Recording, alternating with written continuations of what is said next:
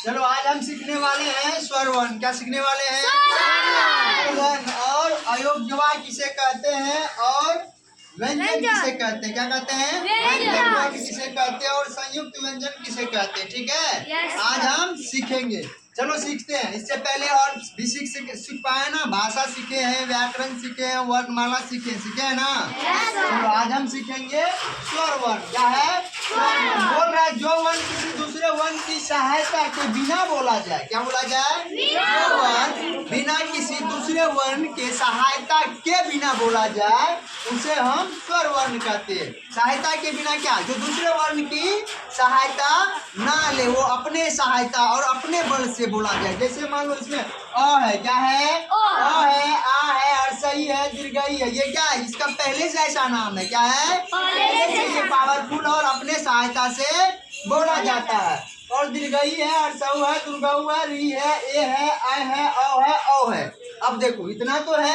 अब पूछोगे सर ए है, औ है, औ है, मेरा अंग कहाँ गया? अनुस्वार कहाँ गया? चांद बिंदु कहाँ गया? और अ विसर्ग कहाँ चला गया? ठीक है, तो ये क्या आता है? इसमें स्वर वर्ण में नहीं आता। ये आ जाता है अयोग्यवाह वर्ण में। किसमें आता है? अनुस्वार, चांद बिंदु और अविसर्ग। ठीक है, ये वर्ण ना तो स्वर है और ना ही व्यंजन है। इसको दोनों वर्ण से लड़ाई हो रखा है। क्या हो रखा है? लड़ाई कर ले। बोलो चलो हम अपने ग्रुप में नहीं रखेंगे। व्यंजन बोला हम अपने ग्रुप में नहीं रखेंगे। ठीक है, तो ये इसका नाम क्या पड़ गया? अयोग्यवाह। क्या पड़ गया? अयोग्यवाह। ठीक है, ये बात समझने के लिए थी। ठीक, ये क्या हो गया? अयोग्यवाह। अगर कोई पूछे आपसे अयोग्यवाह वर्ण की संख्या कितना है तो क्या बोलोगे? 3 है। क्या बोलोगे? 3 है। कौन कौन? अनुस्वार, चांद बिंदु और अविसर्ग। ठीक है, ये ना तो स्वर है और ना ही व्यंजन है। चलो अब पढ़ते हैं। अनुस्वार को अनुस्वार, चांद बिंदु को क्या बोल रहा? अनुनासिक। क्या बोल रहा है? अनुनासिक तथा चांद बिंदु को विसर्ग कहते हैं। क्या कहते हैं? इसको अनुनासिक और इसको विसर्ग कहते हैं। ठीक है, अब आते हैं व्यंजन पे। क्या है? व्यंजन। बड़ा बेसब्री से इंतजार था तुम लोग को। अगर आखिर व्यंजन है क्या? आखिर व्यंजन क्या है? ओ तो इसमें सिमट गया। हर्षई दीर्घई, हर्षऊ दीर्घऊ, ए ऐ औ। ठीक है, अंग आ गया। अयोग्यवाह में ये दोनों भिन्न किया था। ठीक है, चलो मतलब अलग करना। व्यंजन है। क्या ये? व्यंजन। व्यंजन के बारे में समझते हैं। व्यंजन वर्ण ऐसे वर्ण को कहते हैं जो दूसरे की सहायता से बोला जाए, जो दूसरे वर्ण की सहायता लेकर बोला जाता है। क्या बोला जाता है? देखो यहाँ लिखा हुआ है, जो वर्ण किसी दूसरे वर्ण की सहायता से बोला जाए उसे हम व्यंजन वर्ण कहते हैं। जैसे मान लो क बोलेंगे। क्या बोलेंगे? क। बोलो तो क में क्या आ रहा है? लास्ट में ओ आ रहा है। क्या आ रहा है? बिना ओ का बोल के बताओ तो बोल लोगे? ओ तो आ ही रहा लास्ट में। ओ आ रहा है ना लास्ट में? क आ रहा है ना। अगर क ना आए तो क लगा दे तो कप हो जाएगा ना। ठीक है ना। अब विसर्ग लगा देते क्या? क हो जाएगा। क तो होगा नहीं पूरा। जैसे मान लो इसमें आ गया ख, तो ख भी बोलेंगे तो स्वर वर्ण का सहायता लिया ना। जैसे देखो इसको ये भी बोल सकते हैं, जो वर्ण स्वर की सहायता से बोला जाए। क्या बोला जाए?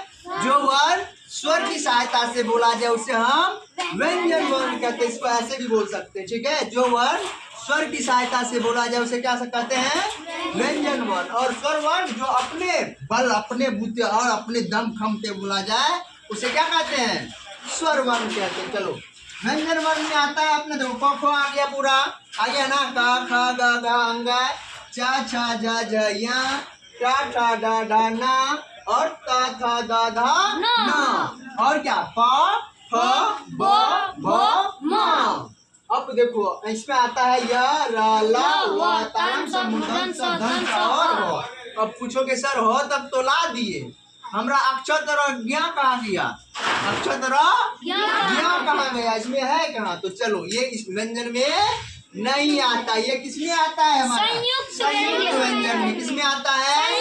संयुक्त व्यंजन उसको कहते हैं जो दो वर्ण मिलके, दो व्यंजन वर्ण मिलके एक व्यंजन वर्ण बनाते हैं। ठीक है, जो एक बनाते हैं, दो व्यंजन वर्ण मिलके एक संयुक्त व्यंजन वर्ण का निर्माण करते हैं। जैसे मान लो दो या दो से अधिक व्यंजन मिलकर संयुक्त व्यंजन बनाते हैं।